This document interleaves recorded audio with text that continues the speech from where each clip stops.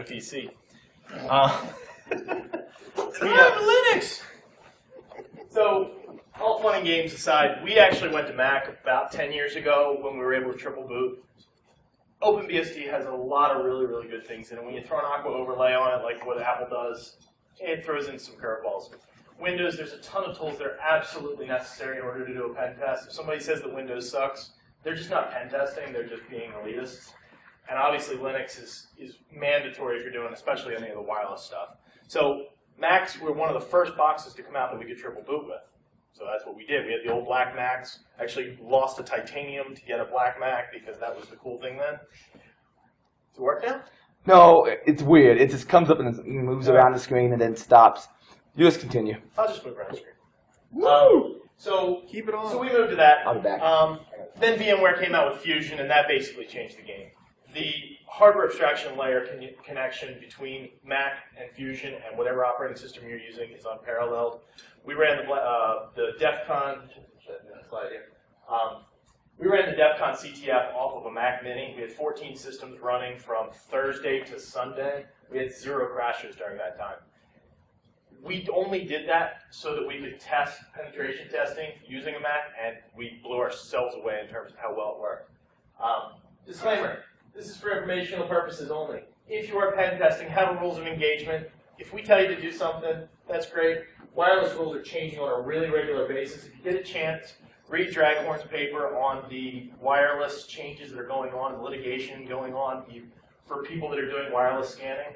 We used to be able to warp drive like crazy. Wiggle, I think I had 57,000 unique addresses at one point. I could get arrested for that now. And that's something none of us need. If you're working in any type of security field, there's probably a background investigation. That felony thing looks really, really bad on those. It is illegal in most countries, especially in the US, to connect, decrypt, penetrate, or inject any Wi-Fi traffic other than your own network, unless you have rules of engagement from the person that you're doing it for. So don't do it. You are solely responsible for all your actions. If any of you know John, former de Kahuna, we present together a lot. This is his slides. Hey, John. And so I had to use them. So legal stuff, know the wiretap laws, don't violate them. Make sure your activities are authorized in written rules of engagement. I say rules of engagement over and over and over again. There were a couple pen testers that came up to me after our talk at DEF CON and said, you know, that was a great talk and all, but why are you talking about all that boring stuff? This right here is keeping you out of jail.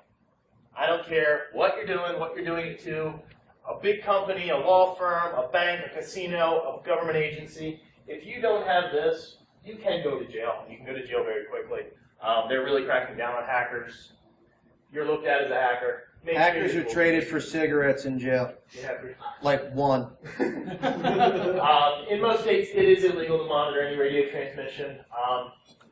As it is legal, unless it is a pager or a telephone. That is actually changing, and that's changing since like 3 weeks ago when we did these slides. Additional things, don't jam anything. A jammer's illegal. Sorry. De-authing is really questionable right now as to whether it's jamming. There's a lot of very, very strange rules and laws going into play right now that we all have to kind of keep an eye on, and it changes daily. So we don't have anything up here for that exact reason other than be really, really careful with what you do. Why you should listen. I really hate this slide, but you have to do it. You really should listen to us. Research the hell out of this and learn as much as you can. Come to these conferences. Bsides is phenomenal for giving people education, teaching, and learning. I've been doing wireless since 2002. My first pen test was 2003 on wireless, and people really didn't care then. In fact, I don't think the distros were even out yet. I mean, we were using, you know, Wi-Fi Stumbler. We were using iPacks, if you guys remember those with the old sliders and the Prism cards. It was a completely different world. A wireless assessment meant you walked around and you went to see if there was wireless available and what they were using. It's nothing like what it is today. Most recent, we're in the middle, actually, that says last week, we're in the middle of one right now. In fact, I had an out brief this afternoon in between part of the CTF. First DEF CON, we actually did something kind of cool with a Wi-Fi type contest. This was DEF CON 15. This was something we built because we wanted to see if we could. We got 3 terabytes of data out of DEF CON that year. Each one of those links, WRTs, was different, customized. They all had fans on them because I actually caught one of these on fire when I was testing. So they all have 160 mil fans or 80 mil fans, whatever that size is. Going through TSA, this was a carry-on. If you look, these risers here are actually hex bolts with a whole lot of wires, power supplies, plugs, outlets, and a ton of antennas. I didn't even get looked at twice. That's how crazy things have changed. So that was DEFCON 15. DEFCON 21 this year, this is what we did it with. A whole lot less equipment, a whole lot more bang for the buck. We actually simulated a full pen test. It was a connection that, thanks to Rick and some others, we were able to actually help people get into with the whips. We were knocking down the traffic that people were knocking down to let them connect. We ran full wireless at DEFCON the entire time, and after we got everything in place, we had 0 hiccups, and we were knocking on everything we could to make sure that that was working. It was 14 challenges, 65 flags. It was pretty insane. It took a whole lot of time, and we had about 30 contestants.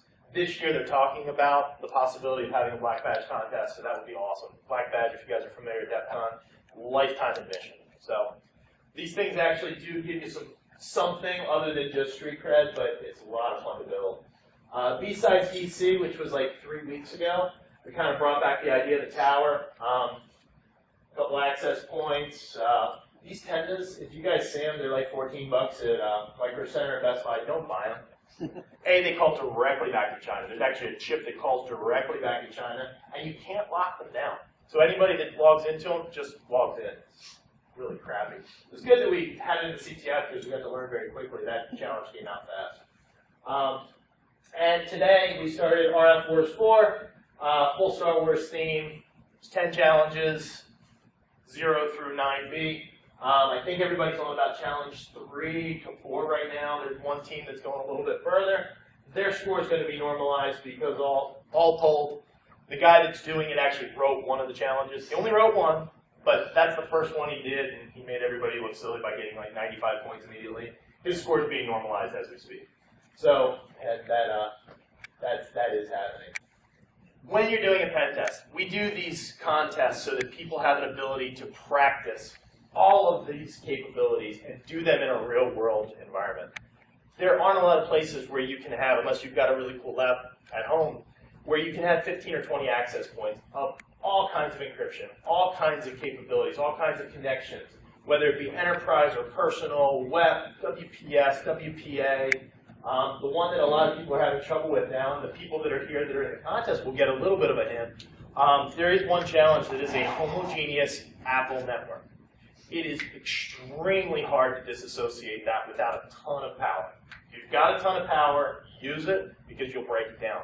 Right now, there's a group down there that wrote the tool that drops networks that is having trouble getting into it.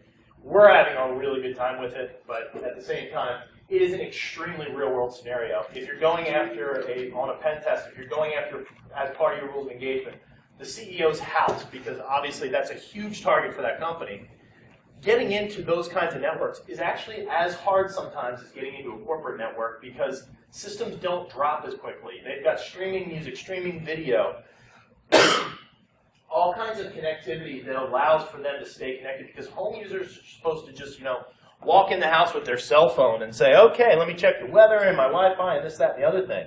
They've made it easy, but in making it easy, it's made it harder for us to get in.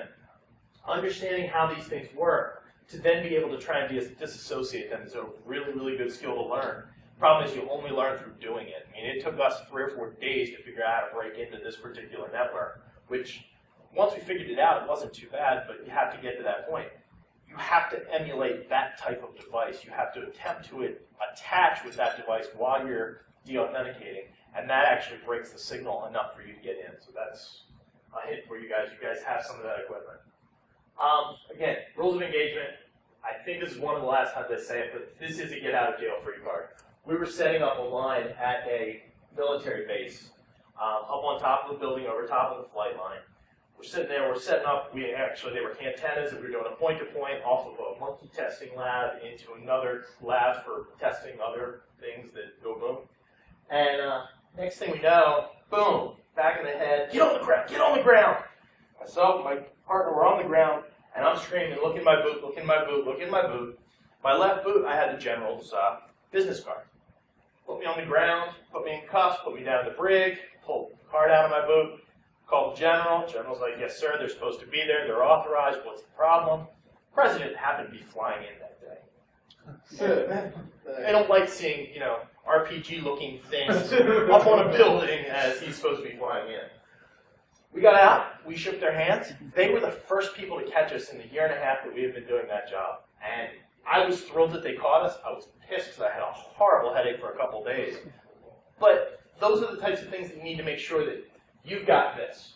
And again, if that doesn't beat it into your head, it was beat it into mine. I'll never do one again. Enumeration on the assessment. You need to know what it is you're looking for. So, for example, with the CTF as an example, scan through everything. Make sure you can see all the networks. If you can't see one of the networks and you're told it's there, try and figure out why you can't see it. There's a good reason why maybe you can't see the law office's wireless access point. Maybe they're masking. It's really, really silly. It's obscure security. But if they're masking that, you need to start making sure that you can send in beacons to let the client start yelling at you to tell you who they are. Follow, you know, a customer out to Starbucks when they sit down. You start injecting, and now all of a sudden you're getting their beacons. If it's within the rules of engagement, you're allowed to follow them, you know, off-site. Get as much information as you can. This is the really, really, really, really boring part. There's a laser. It's the top button. Okay. This is the really boring part. Your customer is going to be saying to you, well, what are our results? What are our results? We're finding stuff, sir. You know, we don't have any results yet. And they get a little upset. You've got to, you know, do some massaging with the customer just to be able to let them know. We're going to find stuff. We just need to know the lay of the land from you. Most customers don't have that lay of the land of their own networks. That baseline is the most important thing you can give them when you're going through your outbreak, because now they know what their network looks like and they can start to defend it. Target information collection. Again, as much information as you can possibly gather. The SSIDs, the ESSIDs, the MACs, the types of systems they're using. There's a tag and error dump called TAC manufacturer. That's going to tell you who is being broadcast as the OUI of that access point. Typically, it's who the access point is actually built by. If they're masking, you're going to get some weird results. But if it's a Cisco network, you know you're at least hitting something close to a corporate network. You can start honing in. Modes of encryption that they're using. Are they using WEP? Are they using WPA? Are they using a client and a guest? Are they using Radius? Are they using off-site? Are they using PSK? Are they using hoteling? Are they using like what the airlines are using where you have to actually spoof their MAC? I get a text from, or a chat from Rick the other day.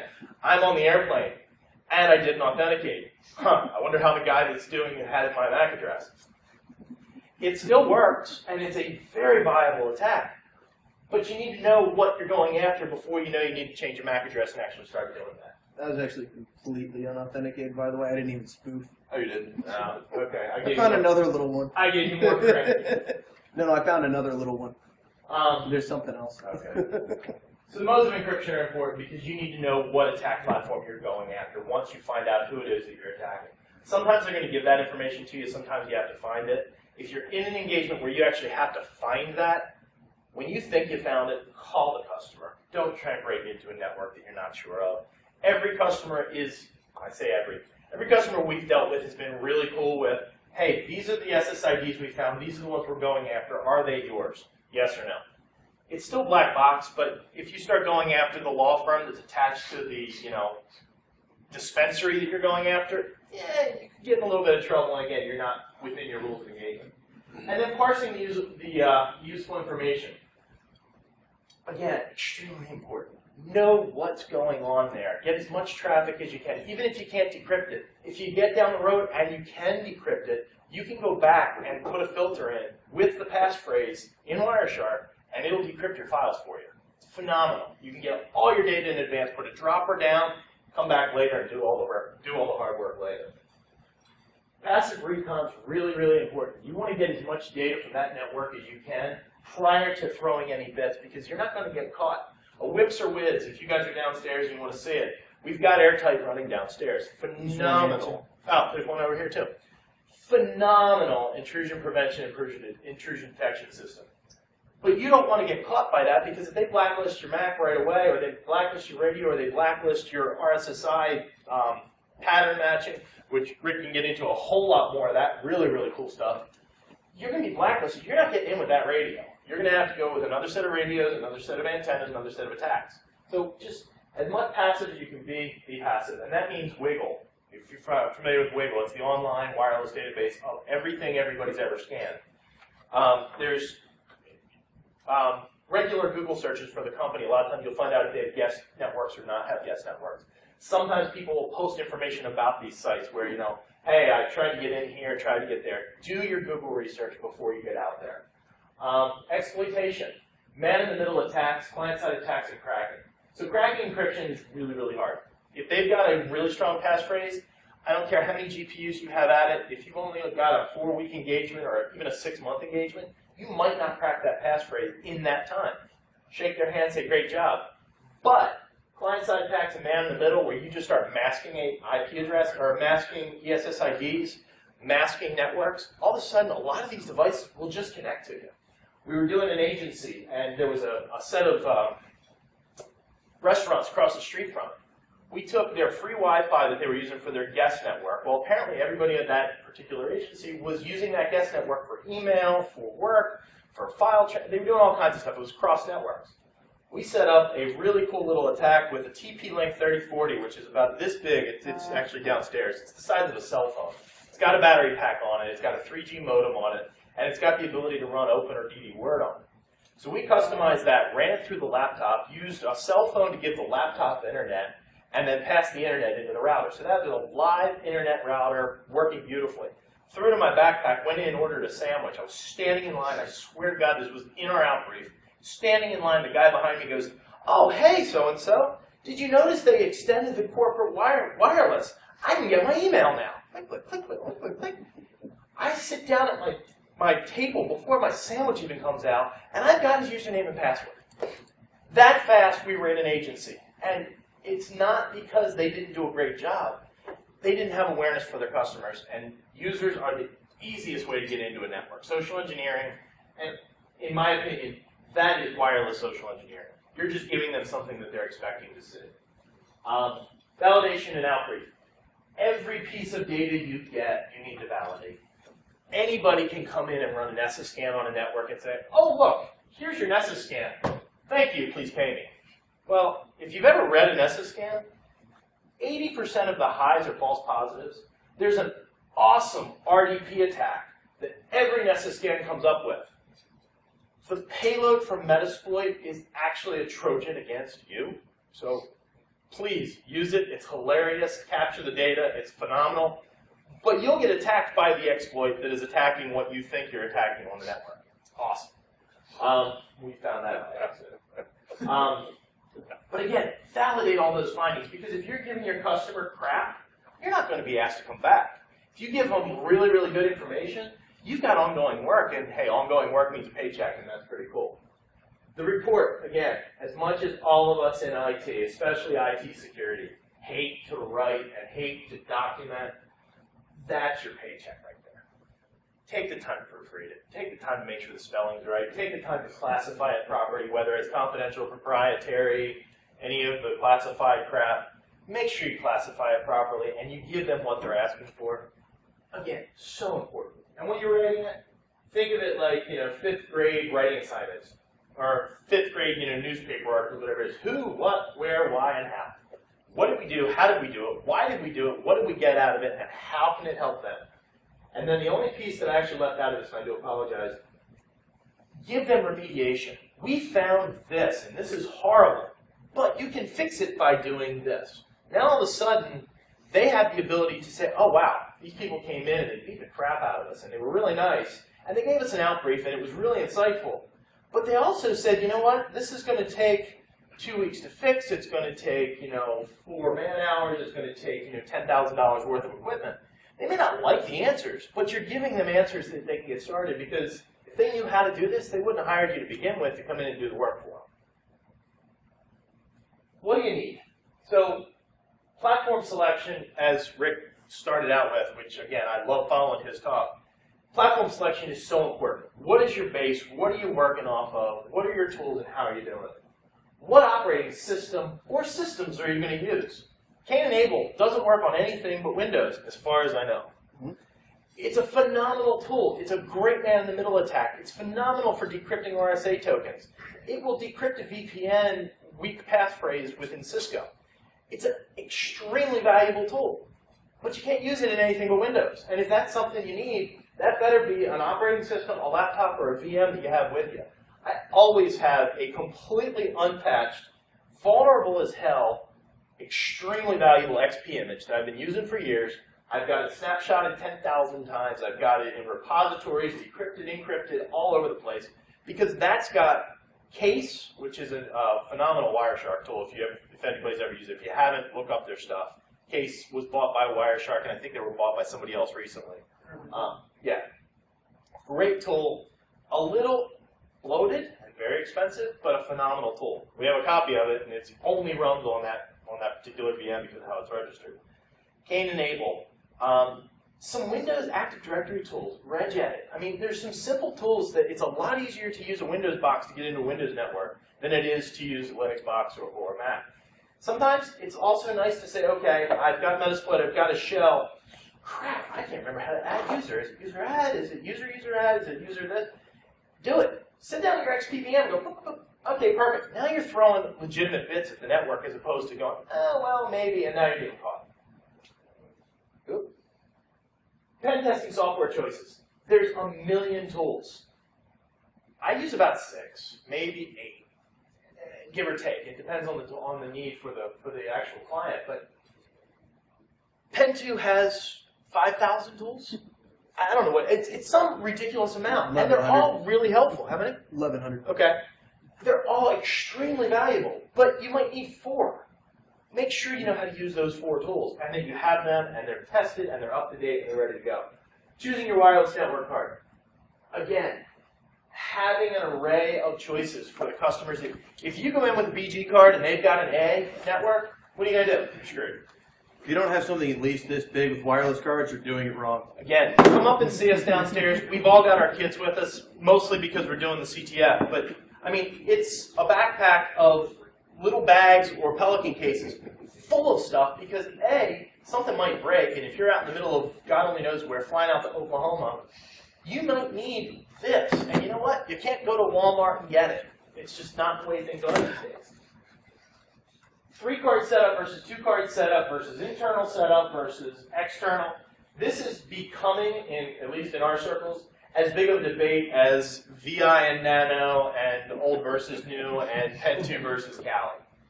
I prefer to have each card doing a very specific job, and I use 3 cards. USB, USB hub, 3 cards. 2 cards works really well if you don't need to connect to the internet or don't have another internet option.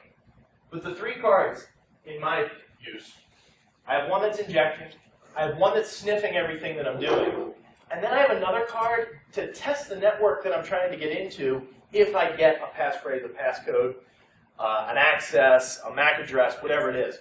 And I need the ability to adjust those cards on the fly, whether it be changing the MAC, changing the strength of the card, changing the firmware, getting into a very specific organization. The one, and Rick and I actually noodled through this a while ago and had some great insight.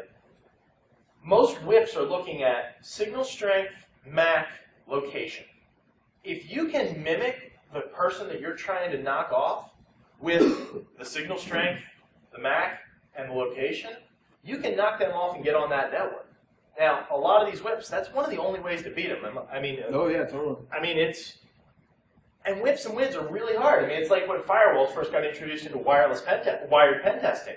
They were hard to get through. Well, now we all kind of laugh at firewalls. Well, now we're starting to get into whips and WIDs with firewalls, with firewall modules on Cisco modules, all Cisco equipment, you know, Aruba. There's so many things to understand these days. And now everybody's bringing BYOD, so they've got their devices. Every 2 devices over there. I mean, who doesn't have a cell phone in this room? This would be a funny thing. Who has a pager? Because they're decoding them downstairs. People still carry pagers. Hospitals are huge right now for pagers still. The doctors carry them. They need to be able to get close range with them. So again, having the right cards for the right setup, and again, the 3-card setup might be an Ubertooth, a hack RF, and a wireless card. It depends on what you're trying to go after. If it's a SCADA system, it's not just 802.11. You might need a Zigbee card. You might need Bluetooth. You know, you never know what you need, so have as much of it as you can. And hopefully, if you're doing this professionally, you have a company that's actually funding that, because this shit ain't cheap. I mean, I've got a couple cards that are $600 a piece, and I've got 1 or 2. Yeah, I mean, Rick's, I say it all depends. show and tell. So the little Go kit has an RTL SDR, which is a $20 SDR, a $16 TP-Link Wi-Fi card, and then the most expensive piece of gear is a $100 Ubertooth. And this is what goes with me literally everywhere I go, like almost to the mall. Yeah, it changes baby's diaper and he's And then there's the bigger kit where you've got, you know, 4 extra wireless cards and 10 extra antennas, and there's a hack RF on the bottom in case you need to transmit stuff on an odd frequency. It all depends. I mean, to start in this stuff, the entire case and contents are literally, except for the Ubertooth, they're like $45. I mean, you add in the Ubertooth and it's $145, and honestly, that little tool can do some really impressive stuff, even though most of the time it's not sniffing Bluetooth. There's all kinds of stuff that you can get that is really cheap that can get you into this, and you work your way up to buying the, you know, the hack RF or the Blade RF or the USRP to do a full cell phone tower simulation. I mean, you can go as far into this as you want, but literally you can plop $20 down and get really far if that's what you're interested in. Yeah, the TP-Link, where's the TP-Link? This is actually one of the stupid best little cards card. I've ever tested. Literally. I don't know why. 2 weeks ago, Micro Center had them for $14.99. I bought 8 of them. And the reason is, they burn up. They do. It's like the old Alpha cards. They burn up.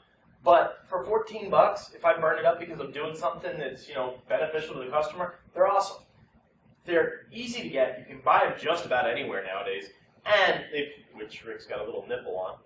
They've got an external connector on, so you can put whatever antenna you want on them. We've got patch antennas, actually, I brought one with me downstairs, that is dual band, quad panel, 15 dBi, forward direction. It's phenomenal. This will plug directly into the 2.4 gigahertz horizontal or vertical, and I've got basically a $1,000 setup if you went to a store to buy something like that. So as cheap as it is, it's kind of like giving a carpenter a hammer. $5 hammer can build $1 million house. Well, a $14 card can get you a $100,000 pen test. Yeah, I buy wireless adapters like most people buy breakfast. Yeah. And I mean like 1,500, 1,507 maybe. I've got a lot of wireless cards that I've tested. This is actually number 2. My testing methodology is how many packets can you see compared to the next card?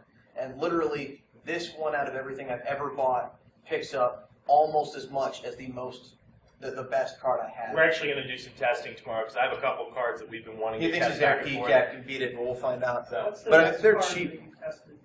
The best card is currently the Alpha NHA. Yeah. The Atheros model of Alpha, the latest Alpha, is phenomenal. It is better than anything I've tested previously. And they were That's almost number 2. impossible to find recently. Yeah. So recently, they came back on the market. Yeah. The Realtek ones, the NHRs, people can buy, and they're really cheap, and you can buy them anywhere, and they're absolutely worthless. The NHAs are spectacular. So the other piece is, okay, so you got a radio, now you have to decide on an antenna. We'll get into that in a minute, too. Always have the right tool for the job, though. It's extremely important. Again, talk to any of us, and this is how we do this. So platform selection. I'm going to kill all of the transitions. I think transitions are stupid. So, internet access. You've got to have some form of internet access because none of us remember everything in Google as your friend. So have internet access, whether it's a tethered phone, an iPhone, Android, whatever it may be. Have some form of internet access wherever you are when you're working. Laptop, Mac or PC, totally your choice. You can make the wrong choice or the right choice, but it's totally your choice. Mac's obviously the wrong choice, as you all saw from the That's right. beginning of the talk. Whenever giving a presentation, obviously Pen 2 works much better than Mac. And that's about it. Pen 2 runs beautifully on a Mac as a Pen 2, as a Fusion VM. But from a capability, from an out-of-the-box capability, from a longevity issue, I mean, these Macs that we're using, and we're using them daily, they're from 2011, and they're still running just as fast as just about anything else out there with the way that Fusion works. Have a multi-core processor because you're going to need it. Any type of data crunching you're doing, any type of cracking, if you're doing it on site, which some cases you do if you get, you know, if you're going after a web network, you're going to be doing it on site. And believe it or not, there's still a lot of web networks out there. A lot. Yeah. A lot. Hard drive space for all necessary apps and VMs. So make sure you've got room. Make sure, and I know when we were talking downstairs, they make CD delete kits for the older Macs, the first unibodies, where you can actually take the CD drive out or DVD drive out, throw another hard drive in. Most PCs, you're going to have enough room to put a terabyte drive in. SD drives are a lot more expensive and super well worth it because your VM runs, it's exponentially faster. They also found that with cracking, your bottleneck tends to be the speed of your spindles. So if you're on SD and you're doing the cracking, it's as fast as using like 1 or 2 GPUs. You're not going to get massive increase, but you're going to get significant enough increase to speed up your time. Again, SSD is optimal. Screen space for multiple terminals. It's going to take more than just a single terminal to do a lot of the work you have to do, whether it be running an air dump, de-authing at the same time as you're trying to crack with air crack. I mean, that's 3 terminals right there. 3 radios is really helpful to use for 3 different terminals. Again, I like to be able to have enough room. Spaces are great if you guys are familiar with how they work. If you're in Windows world, it's not so much. Linux and Mac, I mean, I've got 8 to 10 spaces where I'm just flipping through back and forth. Multiple monitors is nice if you can carry a spare, but a lot of times your bag's so heavy with all your other stuff that, you know, you got to do what you got to do with what you have. The 13-inch systems are phenomenal for carrying.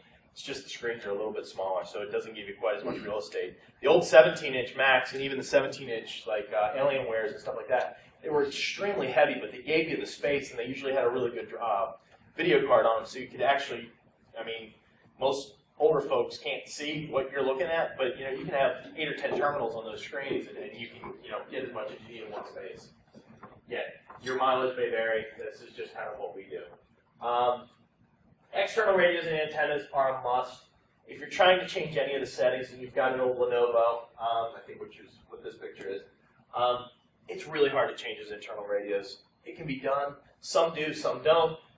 Channel 13 is one of our challenges for the CTF. The internal cards could do it. I guess Rick or Draghorn could probably do it, but a lot of them you can't change. I mean, you literally have to go into the firmware and alter the firmware and change it. It's not something you can just change with a couple lines of code. So the externals are really important. Plus, if your radio burns up, again, $14 is a lot easier to replace than opening up the back, pulling out your PCI Express card, pulling everything out, rerouting the wires and everything else. Done it before, but it's a royal pain. A power supply, enough outlets to power everything you have that needs power. These things are awesome. There's a monster, folding monster. It's 4 outlets. Cell phone, USB hub, laptop, and a spare. Everything you have is going to need power at some point if you're out there long enough. Yep, that's the little one. Yeah, I got the dinky That's one. the cute one. You got threesies. A surge stripper or splitter, and the final piece to this, especially if you're doing wireless stuff, because it's going to be nights sitting in your vehicle. So hopefully you have a slightly comfortable vehicle, but an inverter, yeah. And don't get a cheap one.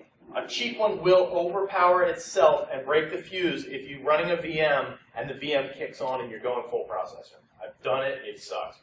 Get something that's wired in. If you're doing this professionally, get something wired into your battery. Sports cars are kind of cool because usually the battery's in the back and you can plug right into it, clip in, clip out, and you're done.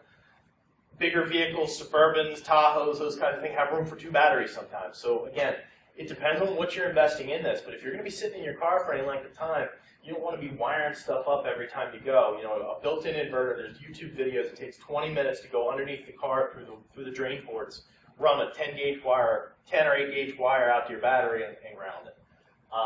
Tons of online, I actually had to go through this recently. You don't need a super expensive one, but $100 for an inverter as opposed to the $20 inverters won't blow up your laptop or your car or catch it on fire. As with anything else, the $20 inverter is $20 for a reason. Distros, okay, OS X with Fusion. Our team's been doing it for years. We absolutely love it. Your mileage may vary. I think Rick only carries Pen 2. So again, it depends on what you're doing, what you're used to, what you're comfortable with. What do you do if you need a Windows distro? I have Windows VM. Okay, so you're running VirtualBox? Yeah. Okay. Sorry. No. Again, Windows, bare metal or VM. We used to carry 3 laptops. That's what you did. You had a big backpack, you carried a bunch of laptops, it had your operating systems, everything was bare metal.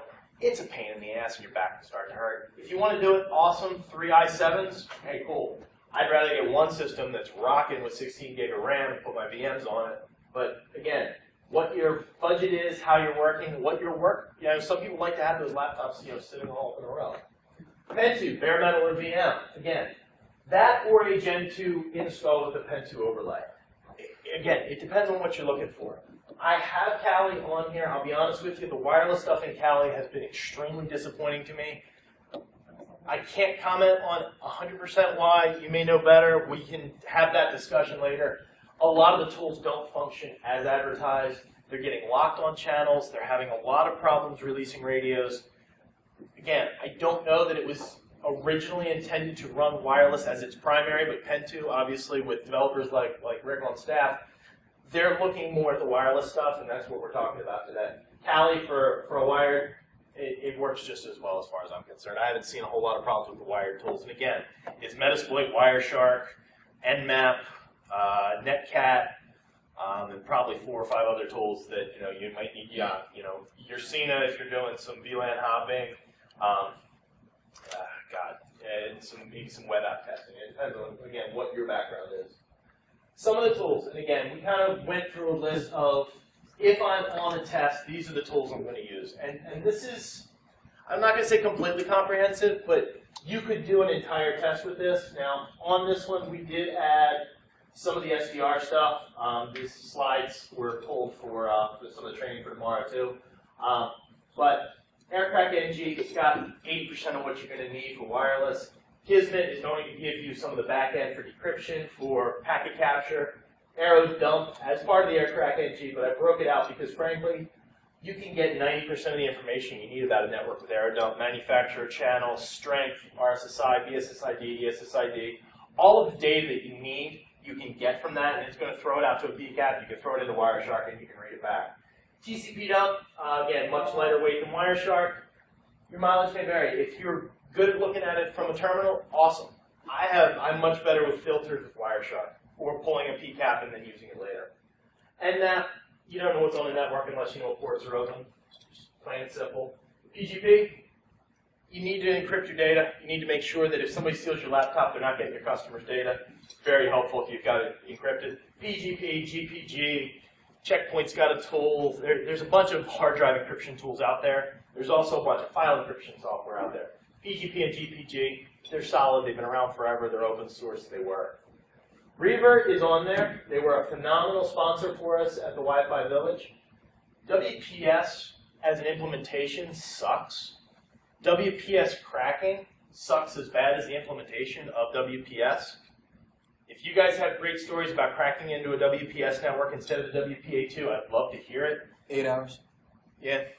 I mean, it's taking time. It's not something that's going to be, it's not as inherent as it may appear. And some of the tools that are built that are cost tools aren't necessarily as solid as one would think. Reaver didn't sponsor me, so I can say it. There's a whole bunch of bugs on their bug tracker that they just left to rot, and instead all of us have to heavily patch it ourselves because otherwise it literally does not work. It's basically, in the public release, trying incrementally from all zeros to all nines until it hits on the key. So depending on how lucky you are, you could get it like that. Or you may as well crack the WPA passphrase because you're injecting so bloody slow because most of the access points can't handle WPS requests very quickly. So you're getting like 1 minute. And the other problem is if you DOS somebody that's got a WPS passphrase, a lot of systems are resetting the WPS passphrase. So you just did all that work for it to start over somewhere. Yep. Everything about WPS sucks except for users at home that want to be able to push a button and magically their Wi-Fi is connected. What they don't realize is they've still got WPA2 connected. So all the way around is a problem. It is a tool. It is a tool that works. It just doesn't work that well. How much of the WPS do you guys see in corporate pen tests, or do you use that like at CEO's house? we're seeing a lot more in consumer. It exists, but it exists on new technology routers. So a lot of the newer routers that are coming out have it. It's on by default on most lesser expensive routers. It's off by default on most more expensive routers. So in a corporate environment, you're going to see a lot less of it. In a home environment, if you scan a neighborhood, which is illegal nowadays, but if you scan a neighborhood, you're going to find a lot of it. I've actually had a surprising amount of luck finding illegitimately placed access points in corporate environments that have WPS on them. Because people will go to Best Buy on their lunch break and buy a new iPad, and the guy at Best Buy says, oh, well, if you're getting a new iPad, you need an Airport Extreme to talk to it. And then they'll sell a Mac too, and then they plug in everything on their desk, and it's vulnerable as hell. And you'd be shocked how much stuff in a corporate office is run by absolutely crap gear. Like the brand new smart boards that you can draw on, and it goes to the computer, and they're all running web. Crestron is all running web. We get into networks over Crestron all the time. And unfortunately, it's plugged directly into their core, so you're in. And it was a third party that wasn't even part of the IT group that installed all, their really cool boardroom with all the speakers and the touch screens and everything else. But the web password is 12345, and it cracks in like 8 minutes. So it's It's shocking what you find. Fern is a cool tool. It's a GUI. It shows you a lot of stuff. It's pretty. Again, Aircrack pretty much does the same thing. I haven't seen a huge difference with it. I don't know. Wi-Fi's a lot better. Yes. Wi-Fi as a front end for finding WPS is great. Mm-hmm. It's also really good for finding WPA2 and getting some different information. Again, every person has a tool that they're comfortable with. Personally, I do it with AirDump on any assessment and get most of what I need. When you start to get into the cracking, that's where some of this other stuff comes into place. AirDrop, Textile, Ben Smith downstairs, wrote, phenomenal tool. Works great, usually. Except on Apple Networks. Except on Apple Networks, which it doesn't work at all, which is just cracking me up. He's a huge Apple hater, and we put this up partially because I knew he'd be out here. Antennas. There's omnidirectional. Straight up antennas. Everybody's seen them. They come with every single access point out there. Works in a circular pattern. I've got a diagram that shows how they work. 2, 5, and 7 dBi. Again, it's 2.1 and 5 point whatever. 2, 5, and 7. The 7s are the really tall ones that don't work for shit unless you're trying to go point to point. 5 and 2 are going to give you much more of a donut look. 2 is my favorite, and everybody looks at you like you're crazy because you got this little stubby attached.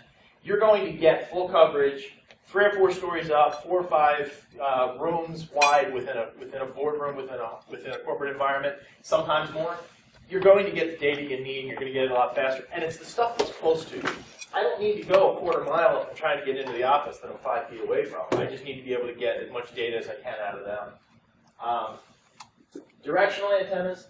After you find, so you do your survey, you find your targets with the Omnis because it's going to give you the biggest layout. You pull out the directional, whether it be a panel, a Yagi, or a Cantena, which they're really, it kind of went out of coolness a couple years ago. But you want something that's directional at that point. I prefer a panel. You can kind of direct it a little easier. You can see it. A small laser that allows you to kind of take it, point where you need to go. Right? Something weird. Yeah. Okay. Oops. Sorry. New technology with wireless stuff. But again, here's your antenna patterns. So a 9 dBi antenna. Basically, your effective range is out here. So anything close to you, you're not even seeing. And what you're seeing is really, really sparse. 7 dBi, you're obviously getting a lot closer, but your beam width is so much wider. 5 dB and 2 dBi. As you can see with the 2 dBi, you're getting a full coverage around you within, again, check your antenna, check your sensitivity on your radio, but you're getting a full coverage within the area you're looking at. And on an assessment, you want to get stuff as quickly as you can. You don't want to have to be fighting to get your data. And again, testing your stuff, and I'll get into that in a second as well, but testing is so important. Understanding how your equipment functions is so important.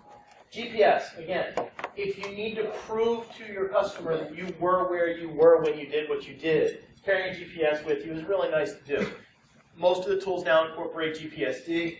It works really, really well. Again, USB-based, again, plug and play, run with what you got. NEMA compliant, it's so that you're getting the right satellites, I think. No, NEMA's the output for that. Okay. I plug one in, I use it, I get the data. I'm not that guy, I apologize. He is. The Columbus V800 is a 66 channel. It actually gives you a little bit closer connectivity, faster acquisition. It's faster, more accurate tracking. There's the nice one, the PU353S4 is the new model, the one that we've all been using for the last 10 or 12 years. It's a waterproof hockey puck that sits on the roof of your car with a magnet, very low profile, and then the USB cable just comes right back in the door. It's really nice. Then there's newer models like this, which aren't waterproof anymore, but they're Bluetooth. You can stick it on the dashboard of the car, and this is another 66 channel Bluetooth. This one's 10 hertz, so it updates 10 times a second. So if you wanted to time how fast your race car lap was when you were doing the war drive, this is the kind of thing you get for that. So again, it's something to have. It's another thing to have in your kit. Some customers want it. You can draw pretty pictures with them. Somebody that's doing a whips install, it's very helpful because you can actually do your site survey, get the whole picture, overlay it on a architectural diagram, and kind of go from there. Okay, so radios, Alpha, BGN or the ABGN card. One of my favorite cards for ejecting. The newer ones are much more sensitive. These are phenomenal for ejecting. The Rockland N3, by far one of the best N cards out there. It doesn't do great on the BG side. Cool, yeah, you have everything. Doesn't do great on the BG side. It does above average, but it's a phenomenal N card. The Roswell N600 UBE is an ABGN card, which I think you're using. I've got a couple of them that I tie to my big panel. Phenomenal card, extremely sensitive. I don't know how long they're going to be on the market, because if you look, there's 2 SMA connections on it. It's about a 300 milliwatt card, I think, give or take. I haven't seen the actual recent spec, but I think it's about 300 milliwatts. But you throw 2 really big antennas on this, and it's pushing FCC. It's a great card. Get them if you can. It does have WPS, which is helpful if you're trying to get into a WPS network. But the external connections are phenomenal. It sits on the desk real nice, and actually it's got this weird line here, which will sit on a screw, and we actually connected it to the panel, actually make it live. These are actually really nice because it's hard to get dual band cards with external antennas. There's actually a law passed a while ago that essentially makes it you're not allowed to make these. So every time one pops up on the market, I buy several just in case they're not shit. And this one is actually good. Right. So for 5 gigahertz, this is a great card. I read on the Newegg site that they actually changed the chipset in that card, so you may wind up with a different Rawlink chipset. This is supposed to be a Rawlink 2800 USB of some kind. So anything 2 or 3 XXX should be a good card. There's newer 5 XXXs that I have not had a chance to test. But again, if it's dual band and it's got 2 antennas, this is actually, it should still be pretty decent even if they change the chip, because Rawlink tends to make good stuff, decent stuff. And when you're looking at, I mean, I've got half a dozen 2.4 gigahertz cards sitting over here, and some of them are just incrementally better and some of them are incredibly better. There's not many 5 gigahertz cards at all. So if you get something that allows you to put antennas on it, you buy it and you love it. This is one of my personal favorites, the SR71. It's a $250 card. It's really expensive, but again, dual antenna, ABGN, extremely sensitive. This is of the same lineage as the Ubiquity cards from way back with PCMCIA. I actually have it home on a shelf. A PCMCIA, a PCI Express, and then that'll eventually go there when it retires. But it's cool to see the lineage. It's cool. Ubiquity has been phenomenal ever since they came out, but they're expensive as hell. That's a corporate purchase. Air PCAP NX, again, the other similar card to the SR71. I want to say that's like a $600 card. It's extremely, if you want to wait for the picture, there's a couple more that are popping up. Okay. Extremely sensitive, extremely accurate, internal antennas as well as the connections for pigtails. I think there are RPMMX. I get them confused all the time. Is it an MMCX? It might be MMCX. I think it's the other one's MMCX. RPM, MCX, or I think it's MMCX. But again, the ability to do pigtails means you can put it in line, attach some low loss cables to it, put it on your antenna to roll. The Wi-Fi DBX, which is there. Phenomenal for getting a spectrum, analysis of the area. There's better cards that are coming out, more SDR stuff that's coming out, but in the 2.4 and 5 gigahertz, phenomenal for getting a layout of the land. It's also really cool for a demo if you want to show somebody why a microwave is bad to have in a 2.4 gigahertz environment. Fire up the microwave while you're running your Wi-Fi and watch the waterfall just explode. The look on the guy at Best Buy's face when you walk in with a spectrum analyzer to test the microwaves is so worth the effort. It really is. The TP-Link TL-WN722N, which is the card we were talking about earlier, which is this one up here, I'll get $14, sensitive as heck, external connection, phenomenal card in the BG range, and it's good. I still like the Rock one better. The Ingenious and the rest of the 1200 AC have the right tool for the job. There aren't any other tools out there that will work on Linux, on Mac and Windows with the correct driver and its own tool. You can run that along with your local system. You have AC connection. AC, I'm running at the house because A, it's cool, it's new. B, there aren't many tools out there to get into it, and it's gigahertz over Wi-Fi, which is awesome if you're a Wi-Fi geek. Ubertooth 1 has got a lot of uses. They're still writing daily new tools for that. Michael Lawson is just insane, which is awesome. Yeah, Jared Boone actually took over the Ubertooth project now, so there's him and Mike Ryan have been doing some awesome stuff, especially with Bluetooth Low Energy. Mike Ryan actually gave a talk at ShmooCon last year. Basically, Bluetooth Low Energy has no encryption if you're anywhere near that gentleman. Hack RF Jawbreaker, SDR, Rick's got one of those too. Again, software-defined radio. And then there's the cheap version. Yeah. $20 covers almost the same range. $300, but it can transmit across, 30 megahertz to 6 gigahertz. So just in case you're bored.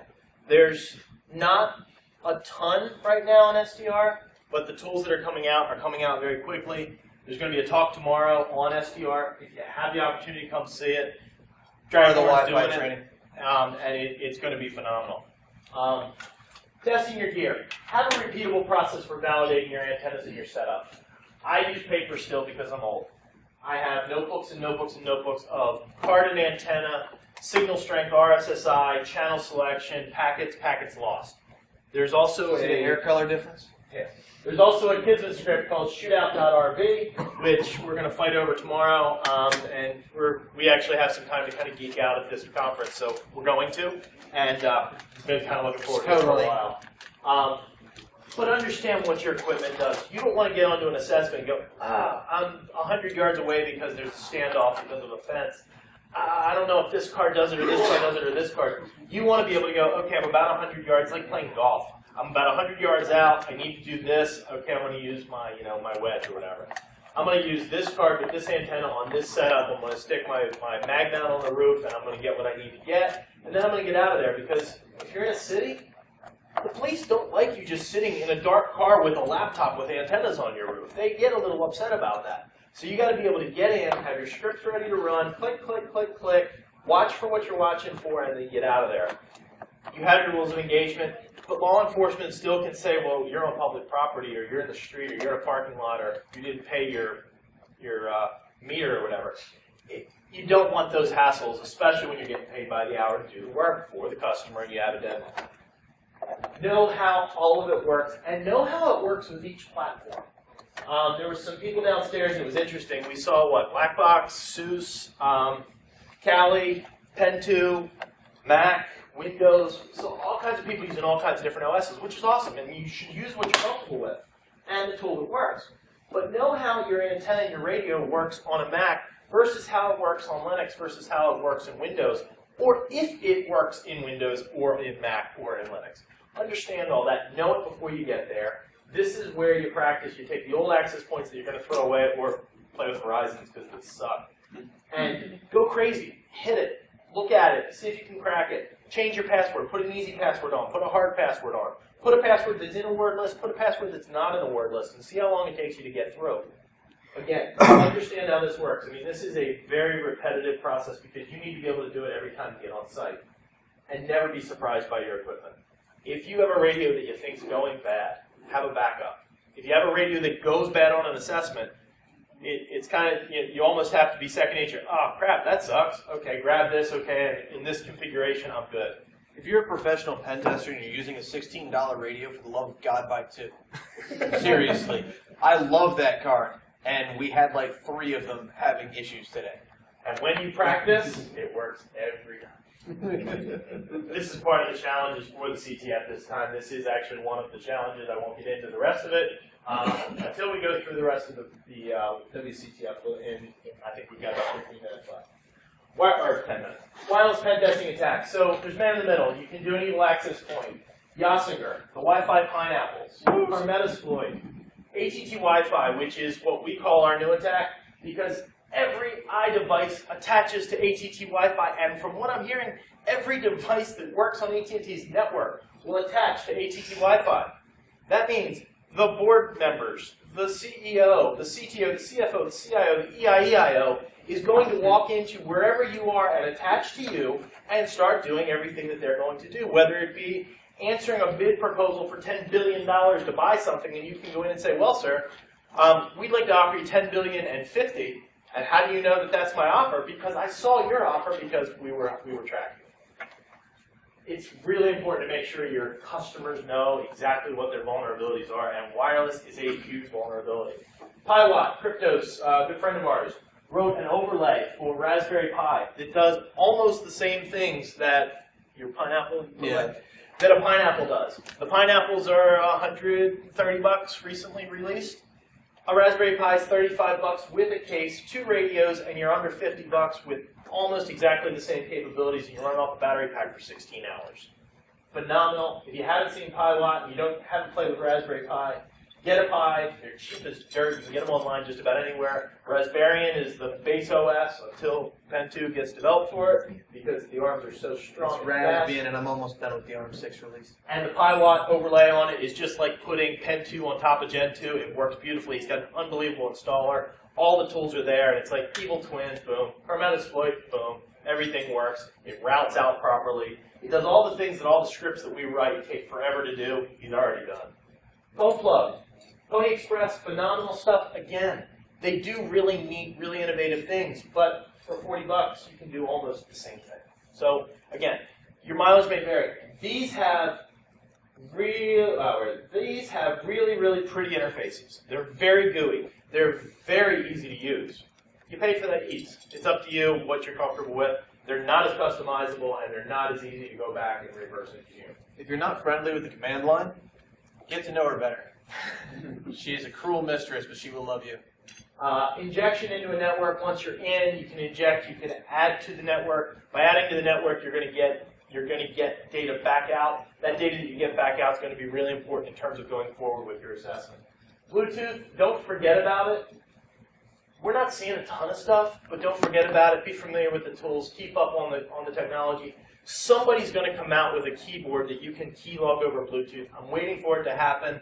I still buy the Bluetooth USB dongles as they come out. I've got a 4, a 3, a 2, a 1.1, and a 1 in my bag all the time, just in case. And they all have different frequencies of availability with what's in the air. It's very interesting to watch.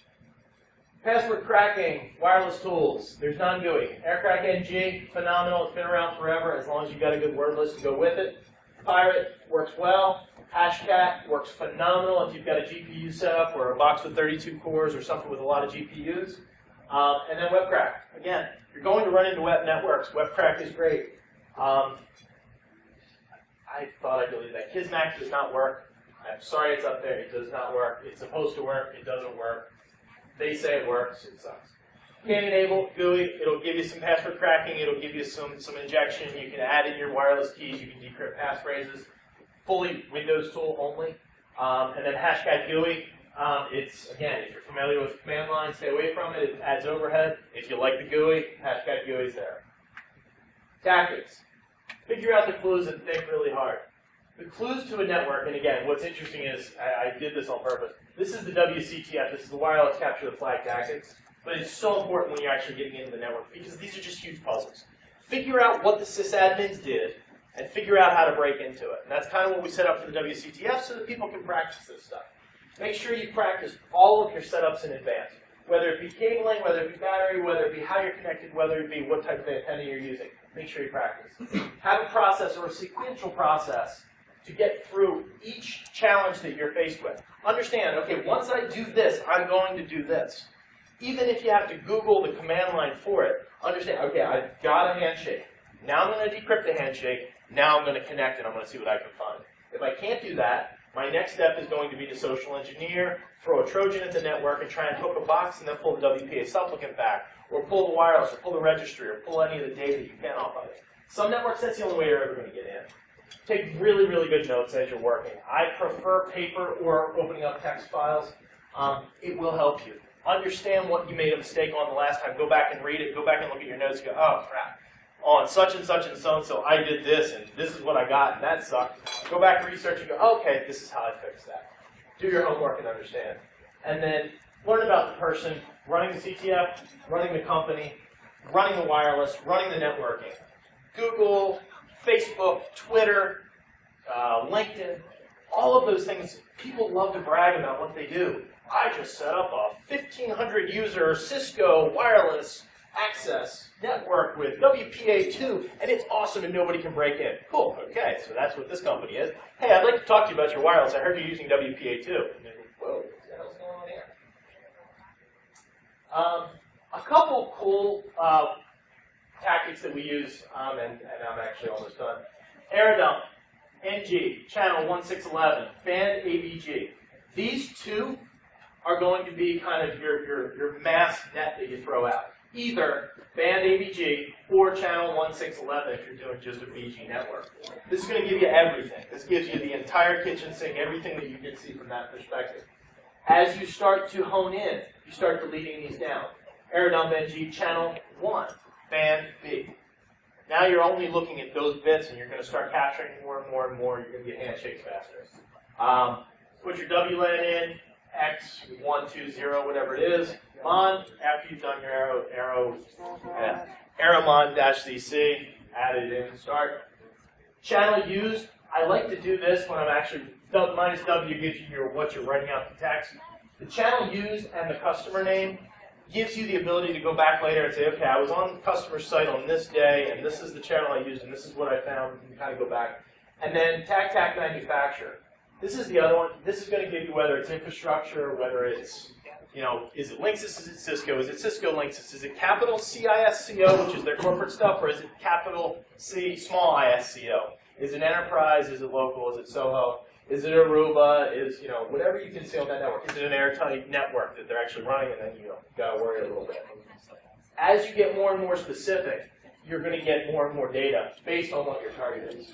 Start with a 2 dBi antenna. Then you move to your panel, then you start locking in. So basically you're going big net, fishing rod, spear. You're getting the fish tighter and tighter and tighter into a smaller pond, and then you pull them out. Going on downstairs, I'm going to run through this in like 3 seconds. This is the contest that's going on.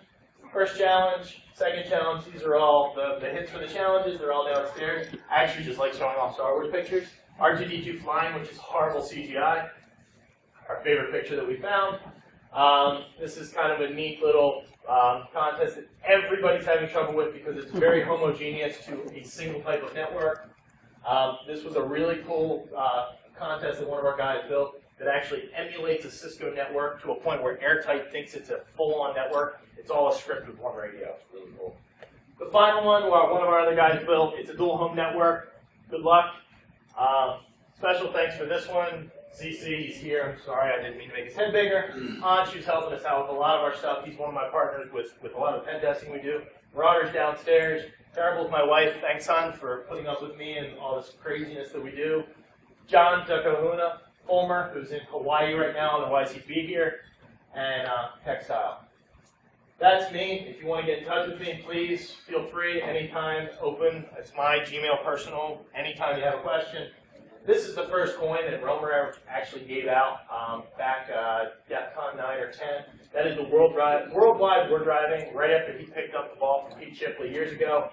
We finally brought a coin back this year. We're going to start trying to do coins every year if we can. But the Wireless Village at DEFCON is kind of a big deal now.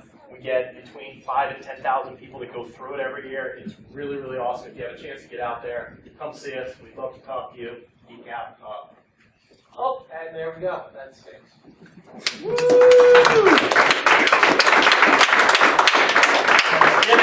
under an hour. Questions? Now that I just destroyed this.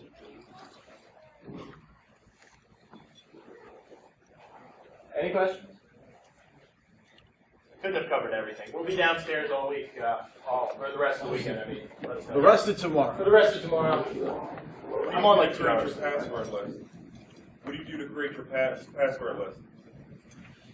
So there's a couple projects that are going on right now. One of our guys, Wick, who's actually downstairs too, is doing a Git scrub and a Facebook scrub and a bunch of shit.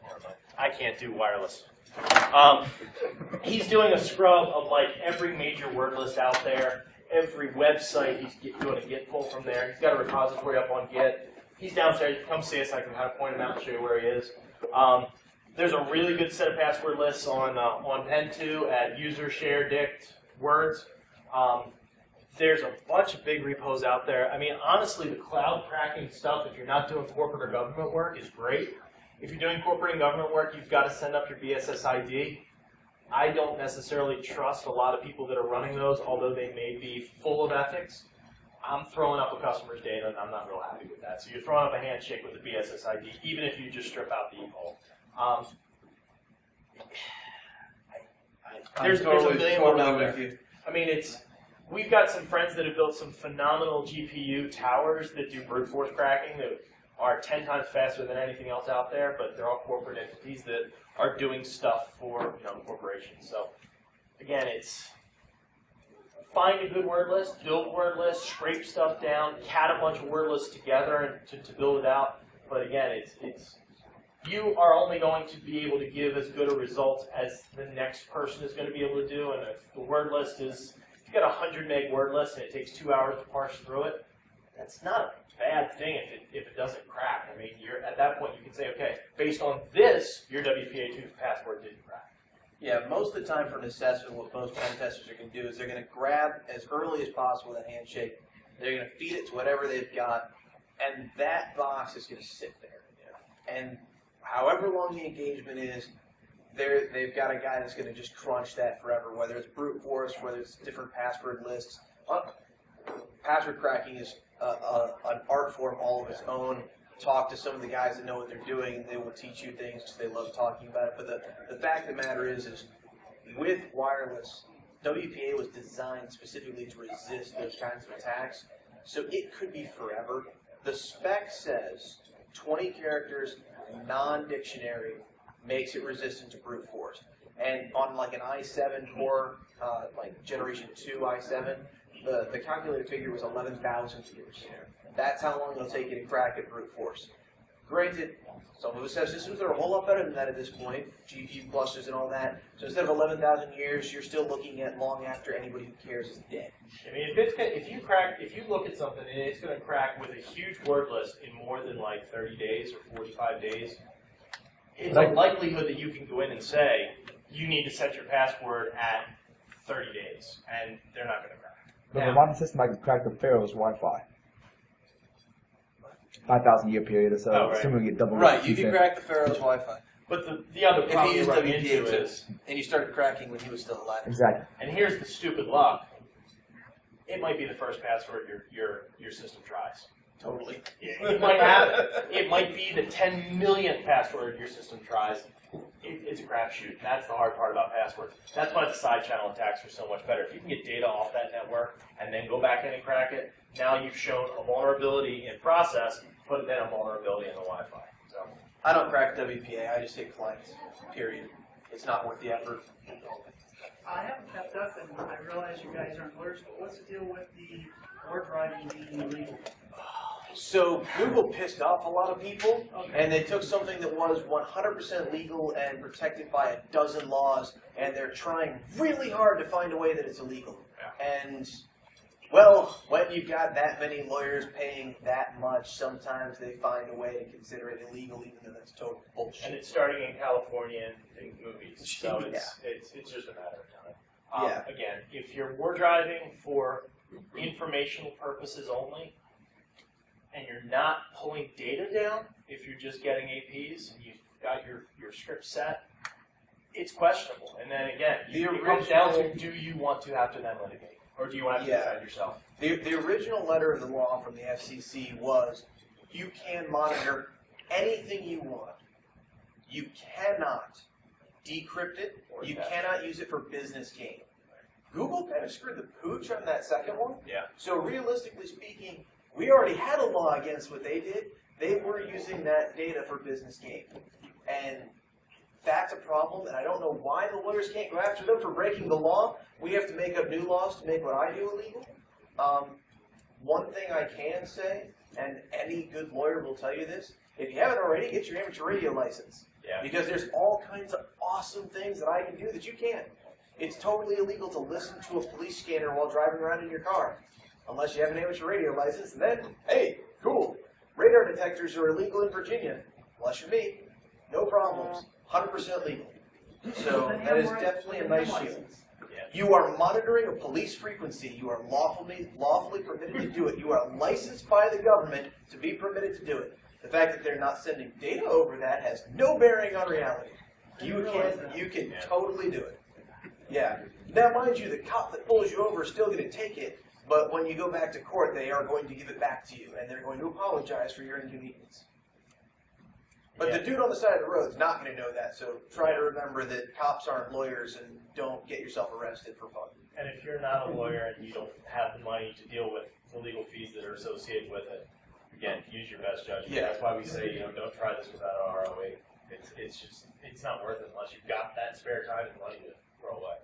Yeah. Or you just want to see how far you can get with the system. There is that. It can be. It can. Sometimes it's not. Deal with the ramifications. Any other questions? Cool. Come see us tomorrow. You gonna post your slides anywhere? I think, I don't, yeah. Yeah, but probably a good idea. I can post along with the video. Yeah, we'll post the slides. About 45 minutes in, I switched speeds, and I at least got a high def of the camera in that, which looks a lot better than the composite. But yeah, sorry about that. I don't know what the fuck. Oh, no. And you know what? It happens. Here's the funny thing is, I was watching it up here, it would flicker and show and then disappear. Oh, really? Thanks, sir. It was like almost there. Yeah, well, Make sure you got that back before you it's the Appleness. I was going to get you. Next time I have, I'm gonna try swapping out the adapters. I wonder if a different DisplayPort adapter would make a difference at all. I don't know. And if you've got a direct feed, I would think it would then immediately just. I guess. Also, you can run Airboard CC. Right, and that's the problem. I mean, I've got HDMI, DVI, and this, but I typically.